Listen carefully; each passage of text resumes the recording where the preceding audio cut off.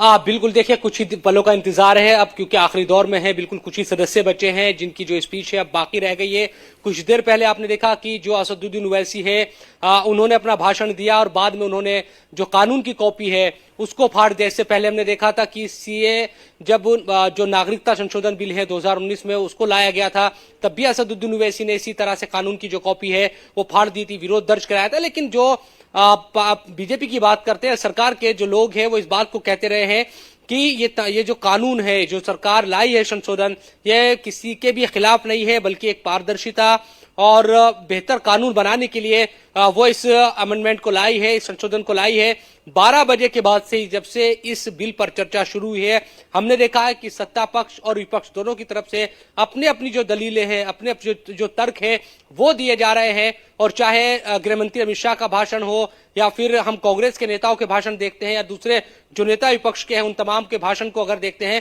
तो एक दूसरे पर आरोप प्रत्यारोप भी लगते रहे। इसके साथ साथ सत्ता दल के जो या फिर एनडीए के जो दूसरे, चाहे जेडीयू हो या टीडीपी के जो लोग हैं या जयंत चौधरी की पार्टी की बात करते हैं, तो तमाम जो सत्ता दल के लोग हैं, एनडीए के लोग, वो इस बात को कहते नजर आए और के मुसलमानों के खिलाफ नहीं। जिस तरह से किरण रिजिजू जो अल्पसंख्यक कार्य मंत्री, उनकी तरफ से भी लगातार ये बात कही जाती रही कि ये भ्रम फैलाया जा रहा है कि मुसलमानों के खिलाफ है, उनकी मस्जिदें छीन ली जाएगी, उनकी दरगाह, उनकी खानकाह को छीन लिया जाएगा। ये गलत बात है, खासतौर पर जो वक्फबाई यूजर को लेकर या दूसरे जितने भी इसमें कॉज है या जिन पर भी चर्चा हो रही है, उन तमाम चीजों को लेकर सरकार की तरफ से ये बातें कही गई। ये बात सच है और ये सबको पता है कि नंबर सरकार के पास है और जिस तरह से उसके सहयोगियों का साथ उसको मिला है, जेडीयू, टीडीपी या फिर चिराग पासवान की पार्टी का या जयंत चौधरी की पार्टी का, तो यकीनन सरकार इससे खुश है कि इस मामले में उसको कामयाबी मिलेगी। इसीलिए हम देर रात तक देख रहे हैं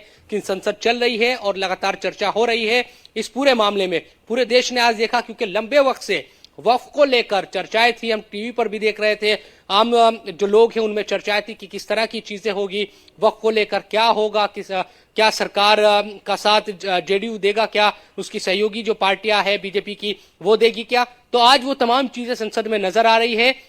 सरकार एकजुट नजर आ रही है। अपोजिशन जब वोटिंग होगी तो क्या कोई ऐसा भी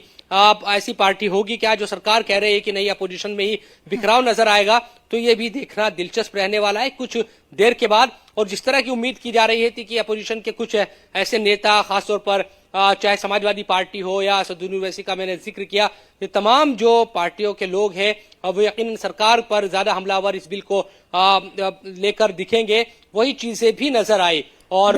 श्वेत, यहाँ पर सवाल ये भी है कि आम मुसलमानों को वक्फ के नाम पर जिस तरीके से डराया जा रहा था, अमित शाह ने आज उसको लेकर भी सदन में अपनी बात रखी और उसके बाद कहीं ना कहीं उन्होंने विपक्ष के आरोपों की पोल भी खोल दी। इसके बाद बड़ा सवाल ये भी है कि इस पूरे बिल के पास होने के बाद विपक्ष क्या करेगा।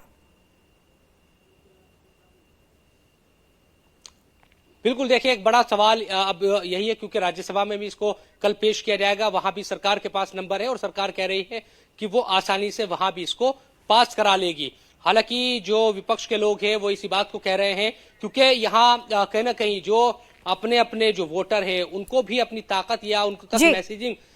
जो पहुंचाने की कोशिश है वो तमाम पार्टी